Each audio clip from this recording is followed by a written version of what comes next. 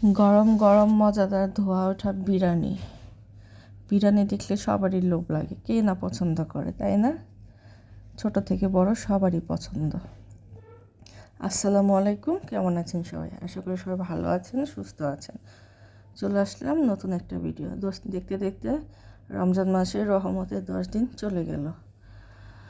আল্লাহ আমাদের সবার রোজা কবুল করে নিক, সবাইকে হেদায়েত দান করুক, সাথে আমাদের। এই যে আঞ্জার বাবা গতকালকে যে মাছগুলো নিয়ে আসছিল, আজকে সেগুলো ভিজিয়েছি। এগুলো ছোট ছোট পুটলাই করে ভাগ করে ফ্রিজে রেখে দেবো। আর আজকে ইফতার বানানোর জন্য এখানে আমি গরু মাংস ভিজিয়েছি। তো আসলে ছোটো বাচ্চা নিয়ে একা একা কাজ করাটা খুব টাফ হয়ে যায়। একদিকে বাচ্চা কান্নাকাটি করে, ওদিক দিকে আবার এইদিকে কাজ করতে হয়।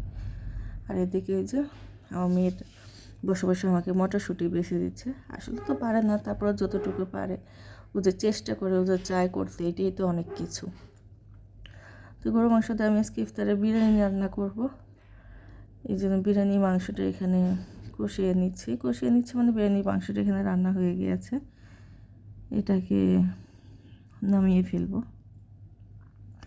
আঞ্জার কয়েকদিন ধরে বিরিয়ানি খেতে চাচ্ছিল, তো ডরিনা বলছিল বিরিয়ানি। দেখা যায় চিকেন রান্না করতে গেলে, কোনো কিছু রান্না করতে গেলে শুধু বলতাম কী রান্না করো, বিরিয়ানি। পাশাপাশি আমি সেহরির জন্য রান্না করছি। সেহরির জন্য আজকে করলা ভাজি করব আর একটু বেলে মাছ ভুনা করব। এই যে বিরিয়ানি রান্নাটা শেষ, এদিকে ইফতারের প্রায় সময় হয়ে গেছে। আঞ্জারের বাবাও বাসায় ছিল না, ইফতারের আগ দিয়ে বাসায় এসেছে। আজকে কে কী ইফতার করেছেন অবশ্যই জানাবেন কমেন্টস করে। সবার এই 10 দিনের রমজান মাহ রহমতের 10 দিন কেমন গেল সেটা অবশ্যই জানাবেন। কালকে থেকে তো মাগফিরাতের দিন শুরু হবে।